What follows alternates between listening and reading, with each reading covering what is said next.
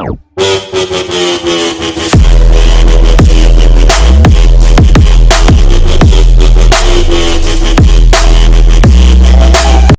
Guys, स्वागत है आपका हमारे इस नई वीडियो में। आज है 29 सितंबर 2020। तो 29 सितंबर से रिलेटेड जितने भी टॉप 10 मोस्ट इंपोर्टेंट क्वेश्चंस है वो हम आपसे इस वीडियो में डिस्कस करेंगे विद फुल डिटेल। तो आप इस वीडियो को एंड तक देखना। और मैंने वीडियो के लास्ट में आपके लिए क्वेश्चन रखा है, उसका आंसर आपको कमेंट बॉक्स में देना है। तो अब हम चलते हैं हमारे पहले प्रश्न की ओर। हमारा पहला प्रश्न है, विश्व पर्यटन दिवस हाल ही में कब मनाया गया है? इसका आंसर है ऑप्शन नंबर 2, 27 सितंबर। तो पर्यटन से रोजगार की संभावनाएं बढ़ती है। विश्व पर्यटन दिवस लोगों में पर्यटन के प्रति जागरूकता लाने और अधिक से अधिक पर्यटन को बढ़ावा देने के लिए मनाया जाता है। पर्यटन से किसी भी देश को आर्थिक स्थिति ऊपर ले जाने में मदद करता है। कुछ देशों की आर्थिक स्थिति पर्यटन पर ही निर्भर करती है। पर्यटन दिवस का उद्देश्य देश विदेश के सैलानियों को अपनी ओर आकर्षित करना है। और इसको मनाता कौन है? तो इसको मनाता है United Nation World Trade Organization. अब हम चलते हैं हमारे दूसरे प्रश्न की ओर। हमारा दूसरा प्रश्न है, भारत ने हाल ही में किस देश के साथ बौद्ध संबंधों को बढ़ावा देने के लिए $15 मिलियन की सहायता दी है? इसका आंसर है ऑप्शन नंबर 1, श्रीलंका। अब ये जो श्रीलंका है ये वर्ल्ड के मैप में कहाँ है? तो आप मैप देखिए, ये रहा हमारा इंडिया और ये रहा श्रीलंका। और आपको ये भी याद रखना है कि ये एशियन कंटिनेंट में है। तो अब हम आपको बताते हैं श्रीलंका के बारे में। श्रीलंका की कैपिटल है कोलंबो और श्री जयावर्धने पुराकोट्टे। इसकी करेंसी है श्रीलंकन रूपी। इसके प्रेसिडेंट है गोटाबाया राजापक्सा और इसके प्राइम मिनिस्टर है महिंदा राजापक्सा।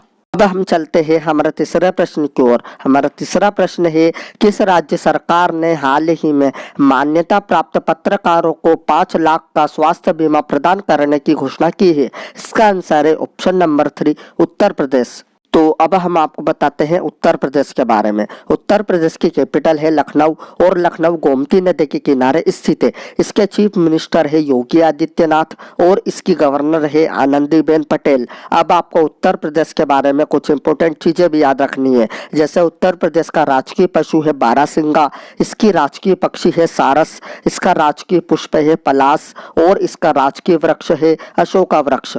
अब हम चलते हैं हमारे चौथे प्रश्न की ओर। हमारा चौथा प्रश्न है, भारत ने हाल ही में बौद्धिक संपदा अधिकार के क्षेत्र में सहयोग बढ़ाने के लिए किसके साथ समझौता किया है? इसका आंसर है ऑप्शन नंबर 1, डेनमार्क। अब ये जो डेनमार्क है ये वर्ल्ड के मैप में कहाँ है? तो आप ये मैप देखिए, ये रहा हमारा इंडिया और ये रहा डेनमार्क। और आपको ये भी याद रखना है कि ये यूरोपियन कंटिनेंट में है। तो अब हम आपको बताते हैं डेनमार्क के बारे में। डेनमार्क की कैपिटल है कोपेनहेगन। इसकी करेंसी है डेनिश क्रोना और इसके प्राइम मिनिस्टर है मेट्टे फ्रेडरिक्सेन। अब हम चलते हैं हमारा पांचवा प्रश्न की ओर। हमारा पांचवा प्रश्न है, वर्ल्ड बैंक ने हाल ही में किस देश के लिए $200 मिलियन के ऋण को मंजूरी दी है? इसका आंसर है ऑप्शन नंबर 3, बांग्लादेश। अब ये जो बांग्लादेश है ये वर्ल्ड के मैप में कहाँ है? तो आप ये मैप देखिए, ये रहा हमारा इंडिया और ये रहा बांग्लादेश। और आपको ये भी याद रखना है कि ये एशियन कंटिनेंट में है। तो अब हम आपको बताते हैं बांग्लादेश के बारे में। बांग्लादेश की कैपिटल है ढाका, इसकी करेंसी है टका, इसके प्रेसिडेंट है अब्दुल हामिद और इसकी प्राइम मिनिस्टर है शेख हसीना। अब हम आपको बताते हैं वर्ल्ड बैंक के बारे में। वर्ल्ड बैंक की स्थापना हुई थी जुलाई 1944 में। इसका हेड क्वार्टर है यूनाइटेड स्टेट्स के वाशिंगटन डीसी में। इसकी मैनेजिंग डायरेक्टर है अंशुला कांत और इसके हेड है डेविड मालपास। अब हम चलते हैं हमारे छठे प्रश्न की ओर। हमारा छठा प्रश्न है, कौन हाल ही में नेशनल आइडेंटिटी स्कीम में फेशियल वेरिफिकेशन का इस्तेमाल करने वाला पहला देश बना है? इसका आंसर है ऑप्शन नंबर 2, सिंगापुर। अब ये जो सिंगापुर है ये वर्ल्ड के मैप में कहाँ है? तो आप ये मैप देखिए, ये रहा हमारा इंडिया और ये रहा सिंगापुर। और आपको ये भी याद रखना है कि ये एशियन कंटिनेंट में है। तो अब हम आपको बताते हैं सिंगापुर के बारे में। सिंगापुर की कैपिटल है सिंगापुर सिटी, इसकी करेंसी है सिंगापुरियन डॉलर, इसकी प्रेसिडेंट है हलीमाह याकूब और इसके प्राइम मिनिस्टर है ली शियन लुंग। अब हम चलते हैं हमारे सातवें प्रश्न की ओर। हमारा सातवां प्रश्न है, नासा किस वर्ष तक चंद्रमा पर पहली महिला एस्ट्रोनॉट को उतारने की योजना बना रहा है? इसका आंसर है ऑप्शन नंबर 3, 2024। तो अब हम आपको बताते हैं नासा के बारे में। नासा का फुल फॉर्म है national aeronautics and space administration.